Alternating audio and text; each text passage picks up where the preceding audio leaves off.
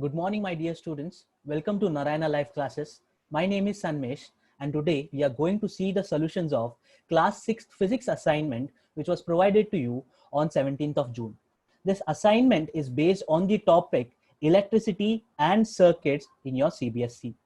Let us start. So the first question of our assignment is, what is the direction of current in the electric circuit? Again, I repeat my question. What is the direction of current in the electric circuit?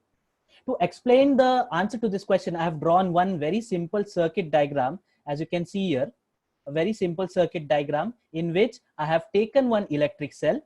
And I have connected both the terminals of this electric cell to a electric bulb. Now, when both the ends are connected, we say that the current flows through the circuit. The current flows through these wires and it makes this bulb glows.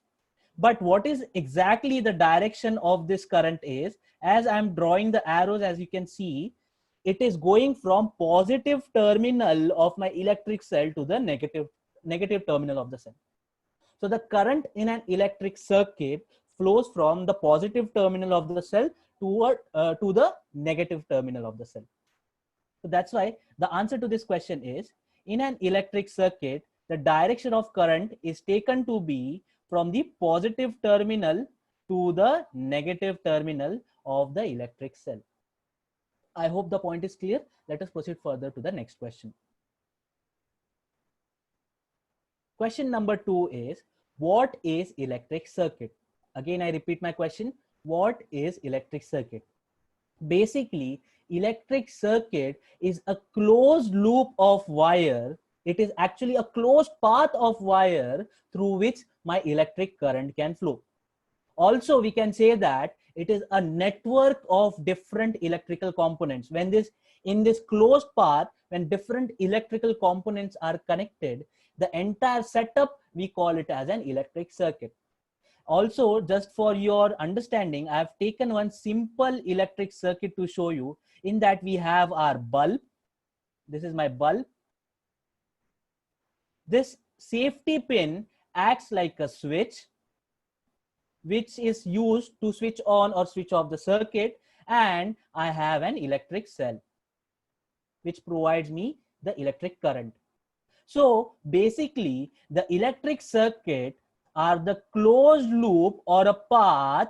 It is a closed loop or a path which forms a network of electrical components,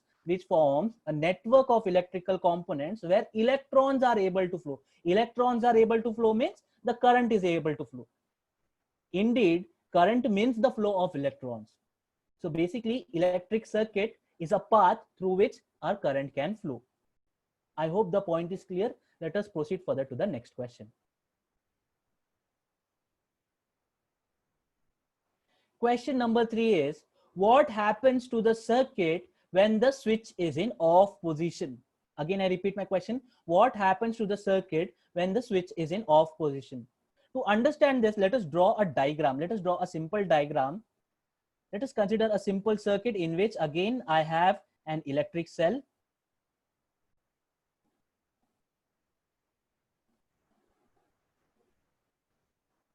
And let us connect one end of this electric cell to an electric bulb.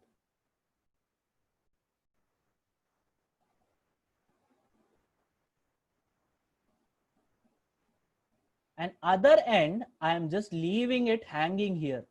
There is no connection between this point of the circuit and this point of the circuit. There is no connection. There is, as you can see, there is a huge gap. There is a huge gap in the circuit.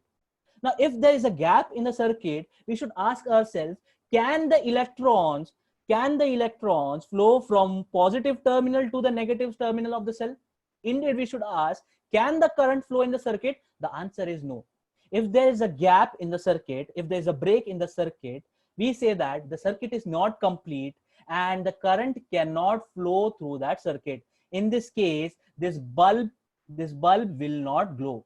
This bulb will not glow. So that's why the answer to this question is, when a switch in a circuit is in off position, when a switch in a circuit is in off position, there is a gap or a discontinuity in the circuit which does not allow the flow of electricity in the circuit. So I hope the point is clear. Let us proceed further to our next question. Question number 4. Which of the following does not belong to the group formed by the others and why? Basically, they are asking which of the following is the odd one out. That we have to recognize. Now, there are few objects which are given to us, which is iron. First one is iron, tin, glass, and steel. So we have to find the odd one out. Now, as you can notice, iron, tin, and steel, these are metals. Iron, tin, and steel, these are metals, and we all know that metals are good conductors of heat and electricity. They allow heat and electricity to pass through them. Whereas glass is a poor conductor of heat and electricity. Rather, we should say it is a bad conductor of heat and electricity. It won't allow heat and electricity to pass through them. So here glass is our odd one out. I hope the point is clear. Let us proceed further to the next question.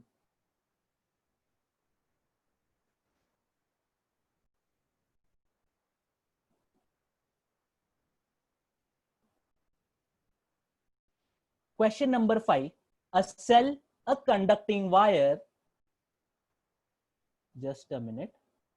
There is something wrong here. Let me correct it.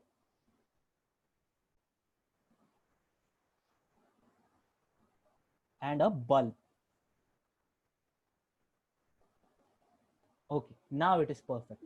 A cell, a conducting wire, and a bulb are used for simple electric circuit.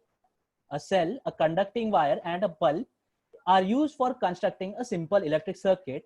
What they are called?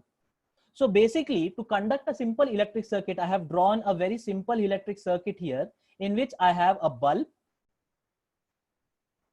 I have conducting wires, and I have a cell. Also, in some cases, you can see this switch. In majority of the cases, you can see the switch also. So what are these actually? The bulb, the cell, and the wires, what are these called? Basically, these are the components of our electric circuit. These are the components of our electric circuit. So a cell, conducting wire, and a bulb are the components of our electric circuit. They are called components of the electric circuit. I hope the point is clear. Let us proceed further to the next question. Define the SI unit of current. Our question number 6 is define the SI unit of current. Now, first of all, how do we define current? We say that current is due to the flow of charge. It is merely not the flow of charge. It is basically a flow of charge per unit time. We should remember this definition, flow of charge per unit time. Now, when I say charge per unit time, the charge, it has a unit named coulomb. It is the unit of charge. Whereas the time, the SI unit of time is second. So when I say charge per unit time, then obviously the SI unit of the current will be coulomb per second. Now, every time we will not be writing coulomb per second. It has a special name given, which is known as ampere, in the honor of a famous scientist, Andre Marie Ampere, who had a huge contribution in the field of study of electricity. So the SI unit of current is coulomb per second. The coulomb per second is also known as ampere. And ampere is denoted by capital letter A in the International System of Units. I hope the point is clear. Let us proceed further to the next question. Question number 7 is, who discovered electricity? Again, I repeat my question. Who discovered electricity? The electricity was discovered by the gentleman known as Benjamin Franklin. Now, Benjamin Franklin was also known as a founding father of United States. He played many roles, like he was a huge political figure, he was an author, he was an what you say theorist, he was a scientist. So he was a very talented person.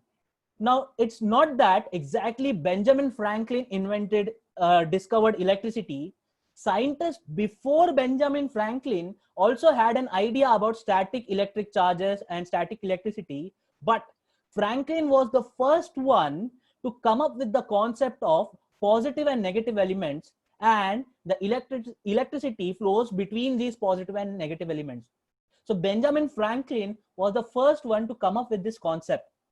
Also, he was the first one to discover that the lightning which occurs during rainy days, it has electricity. He did this with the help of his famous kite experiment. You can go and read about this experiment. It is very interesting.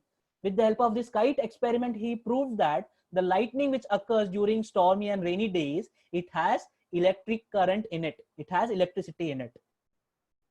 That's why the discovery, as far as discovery of electricity is concerned, the major credit is given to Benjamin Franklin. So let us proceed further to our next question, which is a very simple question. How is electricity used in our everyday life? The question number 8 is, how is electricity used in our everyday life? Now, I would say that electricity is a very important part of our life.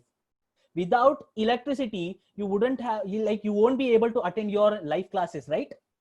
And not only the live classes, electricity is used in various places. Like we use electricity for lighting, heating, cooling, refrigeration, for operating various electrical appliances, even in the public transport systems. So electricity is very important in our day-to-day life. I hope all the solutions are clear to you. There is no doubt. Stay safe and keep studying. Thank you. Thank you so much.